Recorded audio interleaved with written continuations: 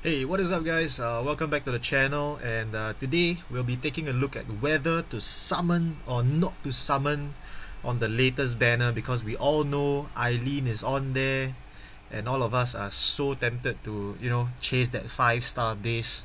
So I'm just gonna go through like a quick review of the units, and then I'll give a verdict as to whether you should or should not summon, in my personal opinion. So as you can see, these are my current Trust Mastery farming team. I'm trying to farm up the Trust Masters. It's pretty late Moonblade, but I thought I'll need a sword to go with my Dark Knight Soul, Leon's TM. So I thought I was just farming a sword. So Delita 19, 36, 72, almost done, 10%, and 42.7. So with that, let's move on to the next part, which is the point of this video.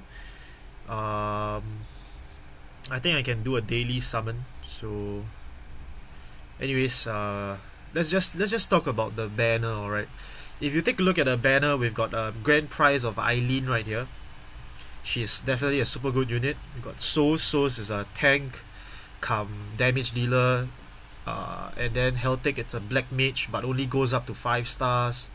And then next we got Ulrika, which is a sort of mini snow, but she's not a tank. She does damage via countering.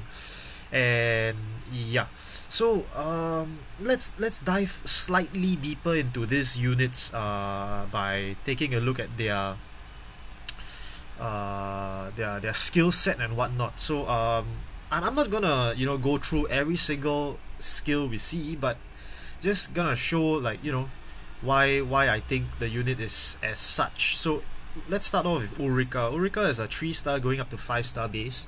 She's a physical damage dealer, but the problem with her is that her stats are not that good in the first place, and the second thing is her skill set is not extremely awesome anyways. So as you can see, you take a look at her equipment, right? She has axe, hammer, mace, and fist. All these items are pretty unorthodox, I must say. So you don't get any sword, great sword, katana, that kind of thing. So you don't get to use blade mastery, those kind of items. Next, let's take a look at her active skills. As you can see, it's all counter magic, counter physical. The main problem with her is, you can see, right, her chance of countering is less than 50%, which means that less than half the time you are going to counter, and the way she does damage is through countering. So with that, it's pretty difficult to justify her as a damage dealer, because you're kind of like leaving it up to chance. So she gets attack plus 10, defense plus 10, HP plus 20. It's not very stellar. So yeah, I mean, honestly, her sprite looks pretty good. I mean, wow, kind of awesome. But then it's oh yeah, let's talk about her Trust Mastery. Of course, her Trust Mastery is Resuscitate. What Resuscitate does is that when your HP drops below 50%, your all 4 stats increases by 60%. I'm not extremely into this kind of drop below HP threshold, then you get certain stats, because it's you have to drop below the certain HP in the first place, and most of the time you wouldn't want your HP to be below a certain amount. You want it to always be as high as possible, because you want your unit to be tanking as much as you can. So if let's say your unit is like 50% HP, which is like probably about 3,000 or so, unless you are talking about your tank, it's not gonna work out very well. Plus, I don't think as a Trust Master you wanna farm this lah. So that being said, take note, this is one of the 3-star bases. You're gonna get a lot of her. Next is Heltic. Heltic is a black mage. She also starts off at 3 stars, goes to a maximum of 5 stars. Her stats are alright. and of course her sprite looks super awesome. It's like a super awesome mage. I would say that this sprite looks even better than Emperor in my opinion. Next, take a look at her weapons. She can equip dagger, which is pretty funny. Daggers and the usual mage stuff. Now, take a look at her kit. She gets a Ferocious Fang of magic damage 2.1, Nether Claw, and her ultimate ability at her last level will be Beast from the Abyss, dark damage 2.5 times. As you can see, all the very good mages, for example, you got Kefka, you got X-Death, you got don't talk about the 5-star bases, like don't talk about Dark Fina. Look at all these, right? All these mages, they all have dual black magic casts, but she doesn't. So in that sense, she's already lacking a lot, because you know, dual black magic is awesome. You get to cast it twice, but yeah. So her limit burst is also meh, and her TM is probably the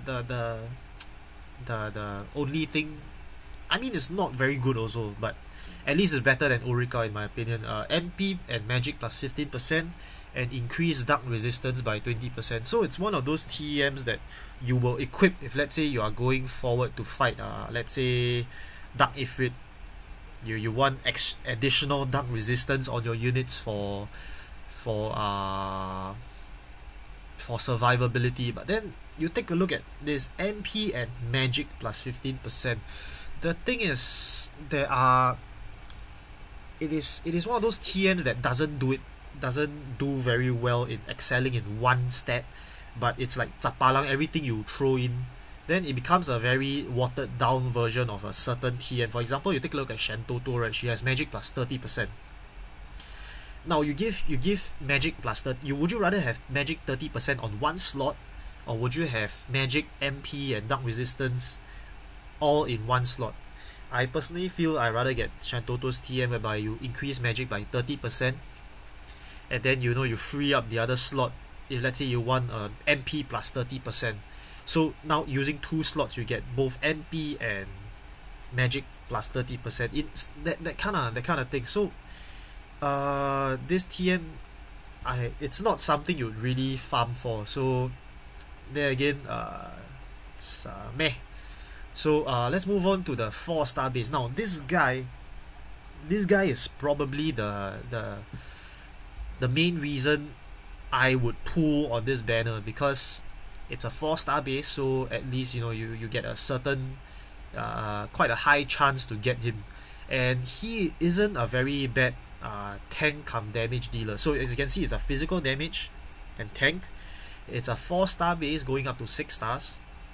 Now what he does is okay. Before that, let's take a look at his TM. Alright, his TM is Emperor's Majesty, HP and attack plus 20%. So that alone, 20% is pretty high already, and you get recover 3% MP per turn during battle.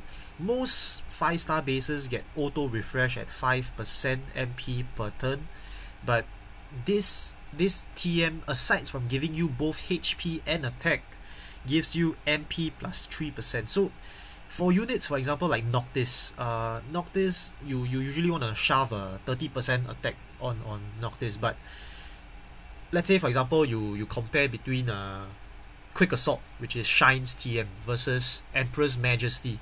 Now note that Noctis does not have auto refresh. His MP recovery comes from his ability Cover, which gives him MP refresh to the entire team, including himself. But the thing is, he himself does not have auto refresh every turn if you do not cast Cover. So if, let's say, you use Noctis, right, you compare Shine's TM, which is 30% attack and physical damage evasion, as compared to Emperor's Majesty, which is HP, additional survivability, as well as a 20% attack, and you recover MP 3% per turn during battle. Now 3% may not be a lot, but in the long run, in long fights, 3% per turn is actually pretty substantial. So in my opinion, I would value Emperor's Majesty more or Noctis as compared to quick assault, unless you are, you want your Noctis to be like total evasion, 2 ring of Lucy eyes, all quick assaults, that kind of thing. So in my opinion, Emperor's Majesty is worth to farm for, because it gives you, auto refresh, as a mini auto refresh, as well as additional survivability and some attack as well. So you take a look at Soul's kit, right? His stat is actually pretty good for a 4-star base. For a tank, you get 3.8k HP, which is pretty it's not super up there, but it's respectable. Okay, you take a look at his kit. He can equip quite a few things. Heavy armor, shield, all that kind of thing that you would expect. Definitely not as much as I think Cecil can hold more, but definitely a handful lah. So you take a look at his kit, right? He loves fire shenanigans. So you got physical damage, you decrease fire resistance. Like with this, you can kind of like lax a bit on the let's say you want to cast Bafaraga, that kind of thing, but with souls, right, you can both do damage as well as increase your fire resistance and decrease fire resistance. So that alone is pretty, it comes as like a bonus, like, in my opinion. So, and the most important thing is you get provoked in his kit at 4-star max level, right? You get provoked, so you do not need golem for this. So in that case, if let's say you guys are having a difficult time in increasing your golem to 2 stars, right, which I do not see why you should have a problem with that, because golem having provoke is one of the most important aspects to have. But in the case that you made a mistake and you do not have provoke on your golem, Souls is here. He has provoke in his kit and is super useful. And then next, at level 6, 6-star base, at his max, he has fire physical damage 2.3 times multiplier with ignore defense 25% to all enemies and 30% chance to inflict paralyze. So for a tank to do such a multiplier, I personally think is pretty good. He has Demon Killer and Dragon Killer in his kit as well, both at 50%. So I honestly think that Souls is one of those characters that you can play around with, add in your team. If you do not have you think your healer does a good enough job, you do not need Cecil to heal and tank at the same time. Souls definitely is one of the better units to go for. Alright, so let's move on to Aileen, which is the grand prize of the banner. She's a 5-star going up to 6-star base. We all know Aileen is one of the best damage dealers you can get. She's very future proof, because as you can see in the Japan server right now, Aileen is one of the top units after she has her enhancements. Even without enhancements, she is one of the best damage dealers. Why? Because firstly, her kit has a skill, something like Orlando. Divine Ruination decreases light, but she decreases earth resistance. So as you can see, she's a physical damage as well as a support. So in that sense, she brings more utility to the team. Why? Let me just show you guys what she does. First and foremost, look at her kit. She can hold like the entire kitchen sink. You throw anything at her, she does. Even like harp, she can hold a musical instrument. And armors, she can hold everything as well. So that is super awesome. Okay, so let's take a look at level 5, at 5-star, right? Level 12, analyze, blah blah. So this is one of the support abilities. She can heal, split to 3 turns to all allies. Okay, she has refresh, 10 MP, split over 3 turns to all allies. You see where she is going with. And then to boost things with damage, right? You can take a look. Physical damage 1.8 times, ignore defense 25%, and she adds the earth element to physical attacks for 5 turns to caster. Okay, take note of this skill. She adds earth element to physical attacks for 5 turns to the caster. You take a look at this. Physical damage 2 times with ignore defense 50%, decrease earth resistance 50% for 3 turns to one enemy. It's familiar, right? This is the divine ruination for earth, for Aileen.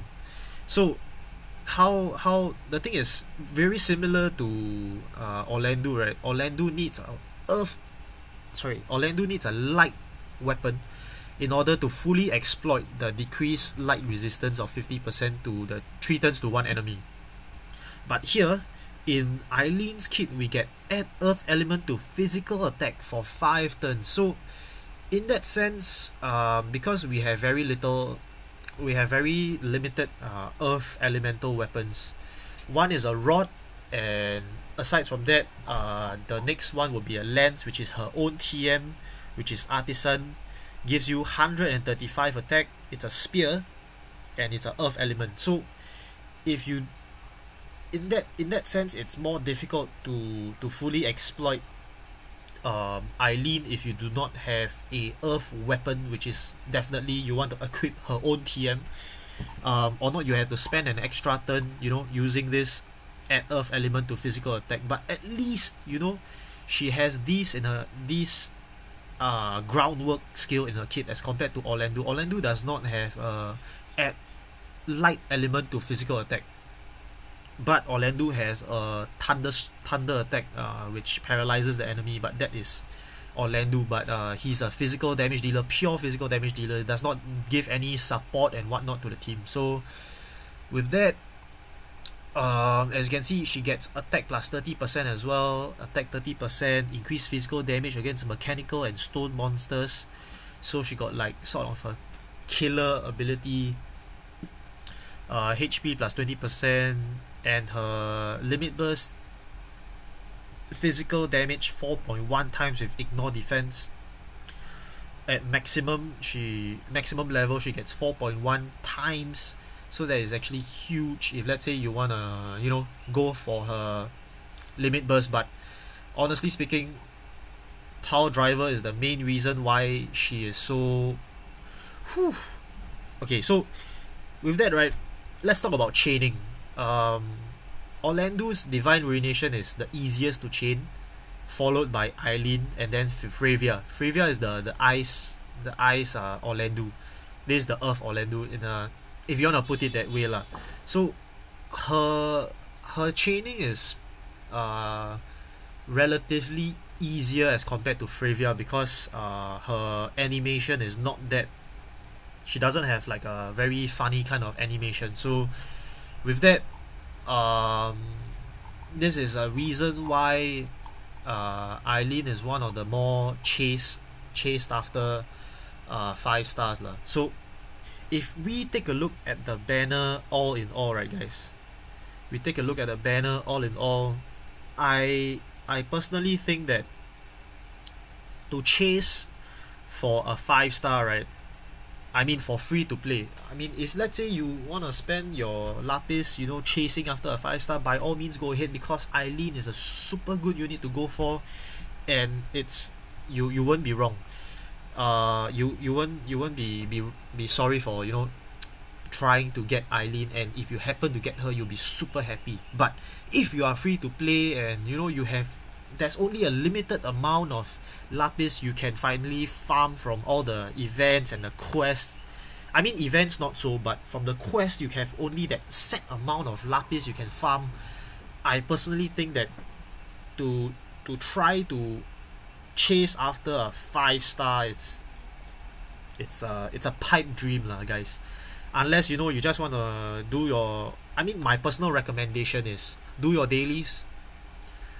The moment you get souls, you may want to hold back. But if you want to go all out, try your luck, you want to get Aileen, go ahead. But in my opinion, what I will do, like personally, is I will do my dailies definitely. But I know so far on my dailies I haven't ever got a 5 star base. So hopefully I'll be able to get Aileen this time. I'll do my dailies. When I feel lucky, you know, I'll throw perhaps 1 or 2 tickets and see whether I can get souls. And if I happen to get souls, I will stop throwing tickets. I will definitely not do 5k pulls. Why? Because if you do 5k pulls, right, you'll get a heck load of Heltics and you get a heck load of Uricas, which is not exactly something you really want. If you take a look at the Egg Seekers event, the 3-star base, for example, the 3-star base, you get a Vestment of Minds, that TM, right? It's pretty good because, you know, for healers like Refia, you do not get auto refresh. That TM will allow you to get auto refresh. So that banner is worth pulling for. Plus Frevia's Needle is really good for hybrid damage. So that alone is really a very good unit, very good banner to go for. But in contrary to this, right, your 3-star bases are all pretty gimmicky in that sense. You are never going to use them, and the TMs are not really worth farming for. They are quite trashy. So at the end of the day, you are going forward, you are going to want to get Aileen or souls. So like I said, do your dailies. The moment you get souls, you may want to hold back a little bit, because after all, it's only a 1% chance to get Aileen. So with that, I hope I have clarified some of your opinions, your doubts on whether to summon or not to summon. And let me leave you guys with a daily summon. Let me see if I can get anything good out of this. I highly doubt so, but if I can get the souls, that would be very awesome. Blue, please, yellow.